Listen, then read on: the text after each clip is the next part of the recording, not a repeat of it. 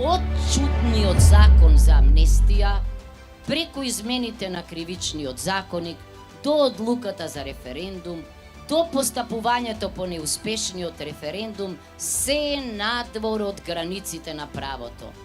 Тоа е политика која не е врамена во правото. Таквата политика не само што не е легална, туку е и нелегитимна.